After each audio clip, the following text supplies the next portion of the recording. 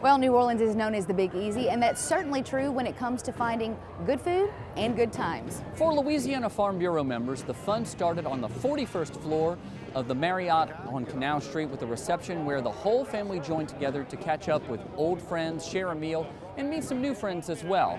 At the Ernest N. Morial Convention Center, members attended the main sessions to hear from speakers such as AFBF President Zippy Duvall, Senator Pat Roberts, and as we discussed earlier in the show, President Donald Trump and Secretary of Agriculture Sonny Perdue. Attendees also had plenty of breakout workshops to attend. These sessions featured topics ranging from member engagement to public policy and advocacy to technology. Young farmers and ranchers, Adam and Megan Calhern, and Parish Presidents Mitch Marcellus and Lloyd Dotson attended a session about getting the next generation involved in the Farm Bureau at the grassroots level. The Idea Ag Trade Show, where we are right now, is always a hit for thousands of members who visit the convention every year. There was even some Louisiana talent that made its way onto the big stage in the trade show from the Aucoin family band.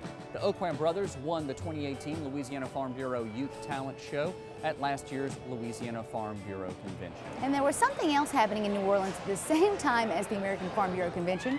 The New Orleans Saints hosted the Philadelphia Eagles at the Mercedes-Benz Superdome in a great game, at least in the eyes of all of us Saints fans across the city, watching from hotel lobbies and restaurants and parties, and everybody was saying, "Who dat?" Who dat? Well, I tell you what, a lot of people were saying who dat singing the national anthem at the beginning of all the sessions, and that was James Lyndon Hogg, son of Jim Hogg, who got to actually perform before the president took the stage. And you could see it on his face. He was beaming it.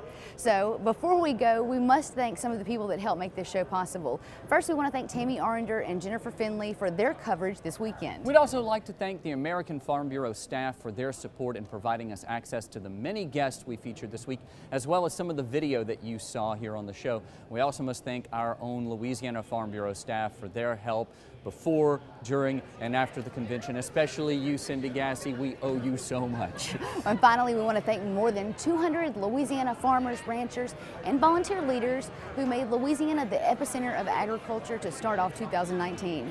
That does it for this edition of TWILA. We'll be back next week from our studio in Baton Rouge. Until then, you can watch all of our stories online at twilatv.org, and be sure to like us on Facebook, follow us on Twitter and Instagram. For all of us here at TWILA, thanks for joining us. We hope to see you again right here next week.